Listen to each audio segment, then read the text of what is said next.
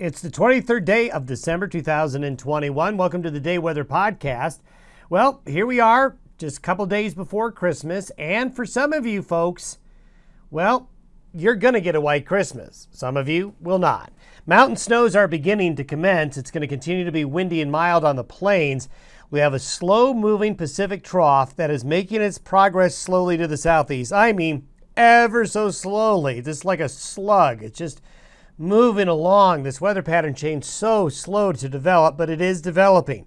Heavy mountain snows are coming off and on over the next week to 10 days. As we mentioned yesterday, the amount of snow will be in feet. We've already seen that in the Sierra Nevada, and we're going to see feet of snow in many of the mountains of the Intermountain West between now and New Year's Day.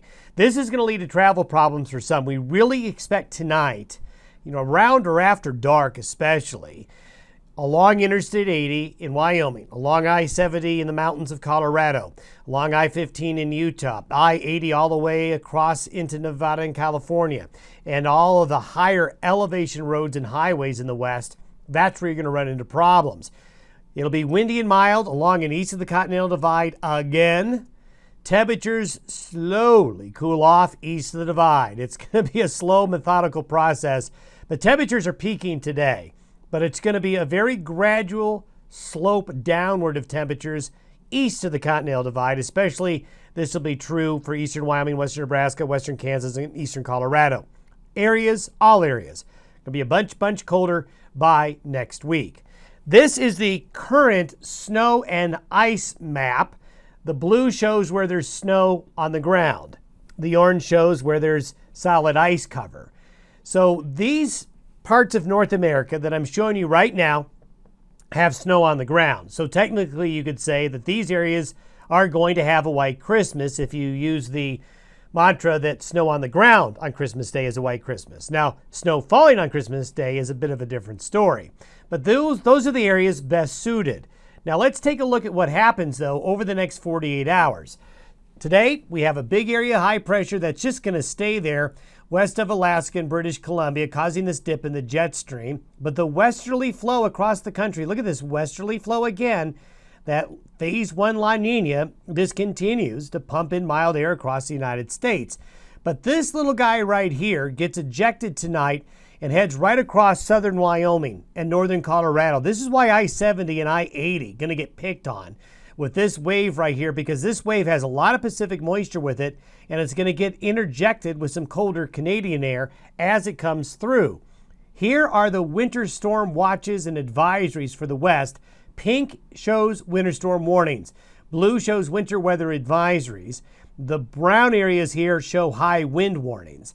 You can see that the mountains of Colorado, the I-80 corridor of Wyoming, the western mountains of Wyoming, into the front range areas of the Wasatch Front of Utah, even down here into northern Arizona. Then you can see the high mountains of California and the high mountains of Washington and Oregon and Idaho and western Montana, all in some type of winter weather advisory. That's why if you're going to travel anywhere west of this line, you're going to run into travel problems later today, tonight, and off and on through Christmas weekend.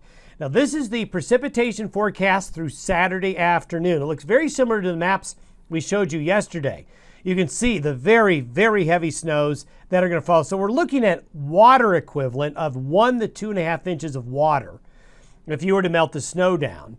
So that equates to 1 to 3 feet of snow in the mountains easy. And notice the darker green from about Cheyenne all the way to the Utah line into Salt Lake and along the Wasatch Front, then I-70 here in Colorado, the mountain passes like Rabbit Ears Pass, all of those areas, the western mountains of Wyoming, Yellowstone Park, Jackson Hole, all going to get into the mix over the next 36 to 72 hours. Now, we talked about this little tail of moisture getting pushed out along the front range of southeastern Wyoming and northern Colorado. This area has got an outside chance of a white Christmas, at least snow showers falling, but temperatures are still going to be mild enough east of the front range areas that it may be snow shower activity that doesn't stick. But we're looking at maybe this area here on Christmas Eve and Christmas Day having a chance of snow showers. So don't give up hope yet along the front range of southeastern Wyoming and northern Colorado. You could still end up with something coming through Christmas Eve and Christmas Day. along and north of I-90 here, up into Montana and the Dakotas. In that colder air, it's going to snow a little bit easier up there. And this is what the snowfall forecast looks like through Saturday afternoon. So if you were to say, close in, who are going to have the best chance? What area is going to be having the best chance of a white Christmas, either snow falling on Christmas Eve or Christmas Day or having snow on the ground? The gray shade shows the lightest chances, the least amount of a chance. But as you get into the blue and the pinks, obviously, your chances are going way up. And if you were to look for the North American area for the United States, this is a forecast for snow falling on Christmas Eve and Christmas Day. So this would be new snow falling between now and Christmas afternoon. So anywhere you see the gray or the blue there, that's where those chances are going to be highest for a white Christmas. Now, as we get into Friday, the trough starts to nudge a little bit more southeast ever so slowly. By next Wednesday, notice how it settles in. That's going to settle in the really cold air, keep that cold, moist air from the Pacific over the mountains of the west, and keep the snow going. These are temperatures relative to normal by midnight Tuesday night. By midnight Tuesday night, the Arctic air gets to the I-70 corridor. It's well entrenched across the northern Rockies into the Great Basin. Look at these temperatures in California. Brr for those folks, and really cold into the interior west as well. For folks in Montana, northern Wyoming, along and north of I-70, I-90, where you see purple, you're going to go below zero.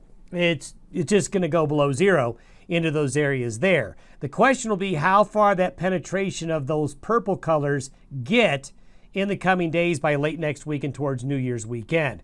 Over the next 15 days, this is the precipitation forecast. Significant western snows continue even into Old Mexico, into California and the West Coast.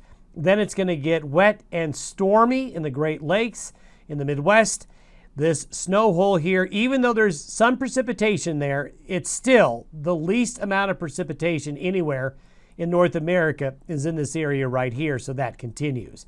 If you were to look at the 15-day precipitation anomaly, green and blue shows the above normal amounts of precipitation that will fall. So, as we have been talking about all week, that continues to be the case where the mountains get the bigger snows. We're also going to see some pretty good snows in the Great Lakes. And up here in the northern plains, that snowpack is going to build up over North Dakota, eastern Montana, the Arrowhead of Minnesota, Wisconsin, and into the upper Great Lakes. And there you can see it. This is the 15-day snowfall forecast. So we're going to put a lot of snow on the ground up here. And as the Arctic air expands and grows and goes over the snowfield, that makes the penetration further south of the Arctic air an easier proposition as we ring in the new year. We will have an update for you Christmas Eve morning tomorrow. So stay tuned for an update. We'll take a closer look at the weekend and next week's weather.